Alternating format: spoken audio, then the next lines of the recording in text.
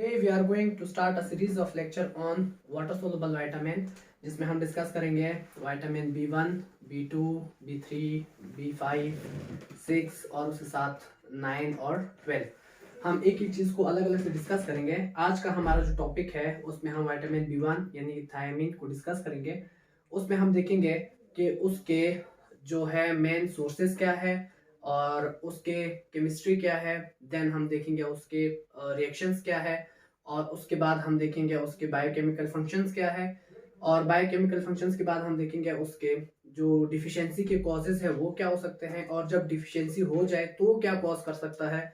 उसके बाद हम आरडीए देखेंगे और आरडीए के बाद हम देखेंगे उसके कॉम्प्लिकेशंस के बाद हम देखते हैं ट्रीटमेंट। वन बाय वन हम डिस्कस करते हैं। So a little bit about vitamin B one जो है वाटर सोलुबल विटामिन है और विटामिन बी1 को हम कहते हैं एंटी बेरी विटामिन भी कहते हैं और इसी को एंटी न्यूरेटिक विटामिन भी कहते हैं, क्योंकि ये पेरिफेरल न्यूरोपैथी नहीं होने देता और बेरी भी नहीं होने देता। अगर इसकी डिफिशियंसी होती है तो बेरी होती है। हम देखेंगे कि बेरी की कितनी टाइप्स है और बेरी क्या होती है, हम डिस्कस करते हैं जब हम कॉम्प्लिकेशंस की बात करते हैं।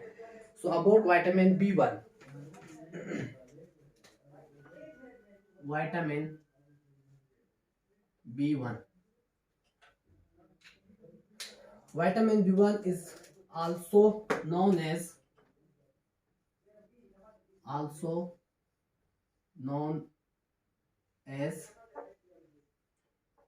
anti-beriberi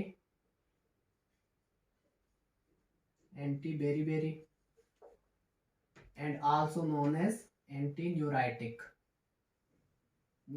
vitamin। ये दो चीजें। उसके बाद इसी को विटामिन B1 के जो बाकी चीजें हम वो भी डिस्कस करते हैं। हम देखते हैं कि vitamin B1 is water soluble, it is H2O soluble vitamin, water soluble. Sources में क्या है, इसकी जो मेन सोर्सेज में आती है,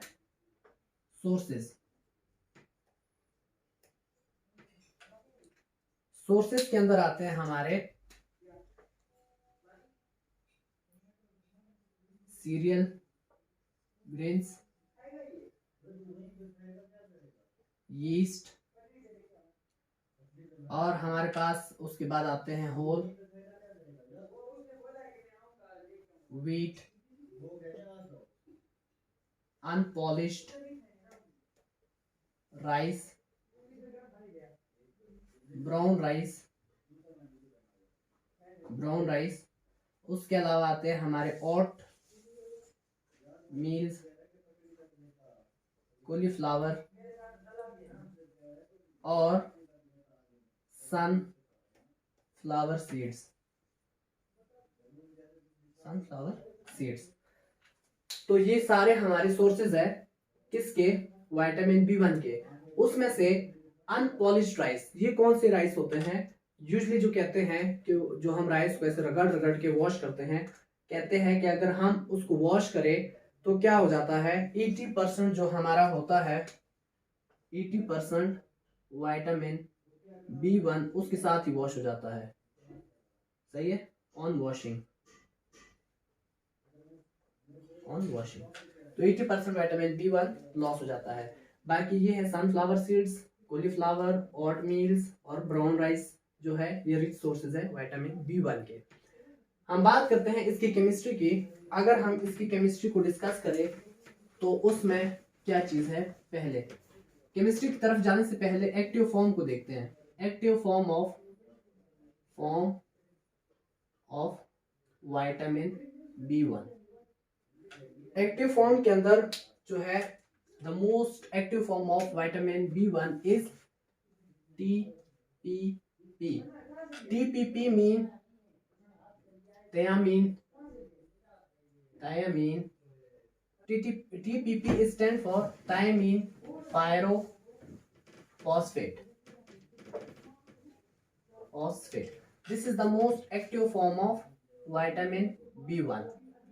हम देखते हैं इसकी केमिस्ट्री में कि क्या होता है और इस चीज को हम देखेंगे कि थायमीन पायरोफॉस्फेट कैसे बनता है और ये कैसे एक्टिव फॉर्म है। सो अब little bit about their chemistry. Vitamin B1 की केमिस्ट्री में दो चीजें होती हैं इंपॉर्टेंट, जिसमें हमारे पास आते हैं पेरिमेडिन रिंग और उसके साथ थायजोल रिंग होती है, और इन दोनों को कंबाइन करती है मिथाइलिन। सही है। हम देखते हैं पेरिमेडिन और उसके साथ होता है थायाजोल।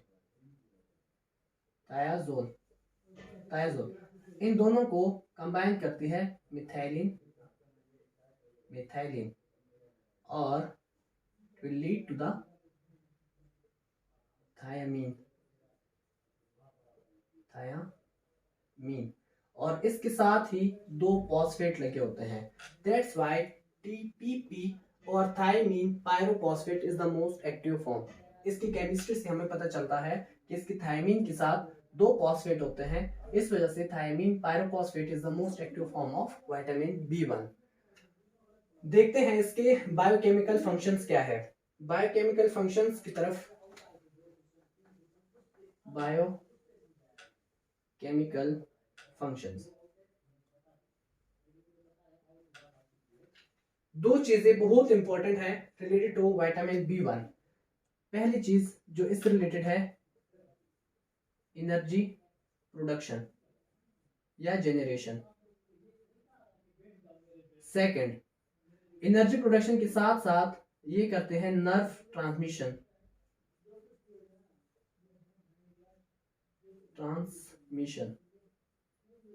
ये दो चीजें जो है इसमें इन्वॉल्व होती है। कैसे? विटामिन B1 जो होता है वो इन्वॉल्व होता है किसमें? कार्बन कार्बन बॉन्ड की क्लीवेज के अंदर इन्वॉल्व होता है, और कार्बन कार्बन बॉन्ड की जो क्लीवेज होता है उसके हम रिएक्शंस देखते हैं कि कौन कौन से रिएक्शंस होते हैं जिसके अंदर वो इन्वॉल्व होता है। और NADPH प्लस उसके साथ H हाइड्रोजन आयन जिसके साथ साथ ATP की फॉर्मेशन करा देता है। ये TCA साइकिल के अंदर जो ट्राइसाइक्लिक पाथवे है उसके अंदर ये वाला जो B1 है, थायमीन जो है हमारा, ये वाइटल रोल प्ले करता है। हम देखते हैं कि कौन कौन से रिएक्शंस के अंदर ये इन्वॉल्व होता है। द वेरी फर्स्ट रिएक्शन जिसको हम कहते हैं डीकार्बोक्सिलेज अल्फा कीटो एसिड्स। ठीक है, तो हम ये कह रहे हैं कि they are involved in the carbon carbon bond cleavage.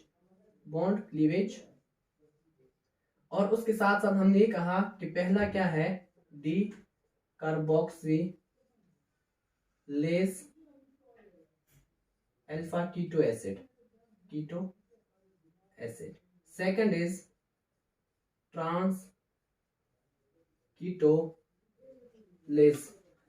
कीटोलेज के अंदर जो हमारी मेन चीज होती है जिसको हम देखते हैं ट्रांस कीटोलेज रिएक्शंस के अंदर HMP शंट्स, हम उसको डिस्कस करते हैं। ट्रांस कीटोलेज रिएक्शंस में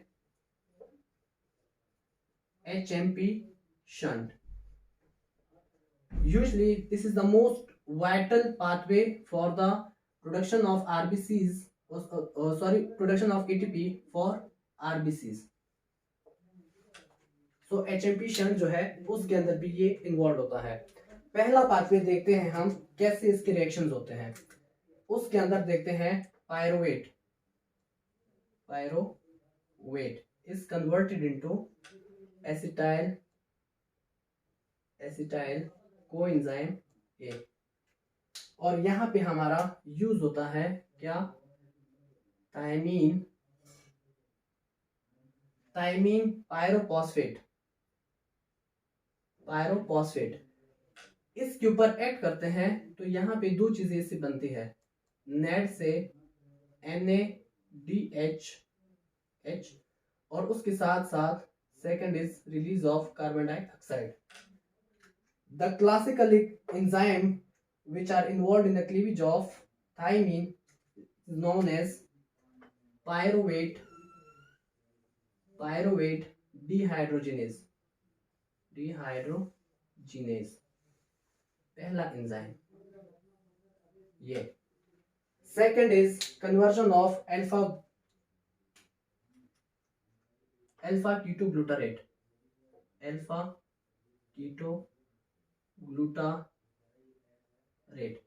this is converted into succinyl coenzyme A।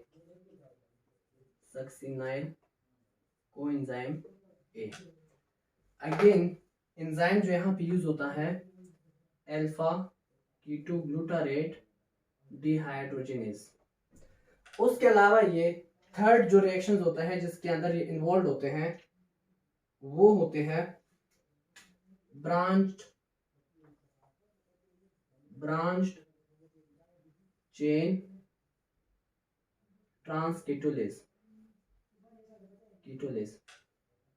और ये वाले रिएक्शन जो होते हैं ये मोस्टली क्या करते हैं, जो हमारा वेलिन होता है, वेलिन, ल्यूसीन और आइसोल्यूसीन, इसकी डिस्ट्रक्शन या मेटाबॉलिज्म के अंदर इन्वॉल्व होते हैं, मेटाबॉलिज्म।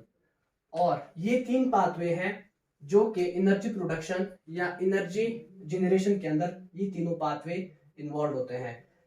जहां तक बात आती है नर्व ट्रांसमिशन की, ये मानते हैं जस्ट कि B1 इन्वॉल्व होता है नर्व ट्रांसमिशन में, लेकिन इसका मैकेनिज्म अननोन है, इडियोपैथिक इन नेचर। सही है, there is no any specific mechanism by which they can explain that कि वाकई B1 जो है वो इन्वॉल्व होता है नर्व ट्रांसमिशन के अंदर।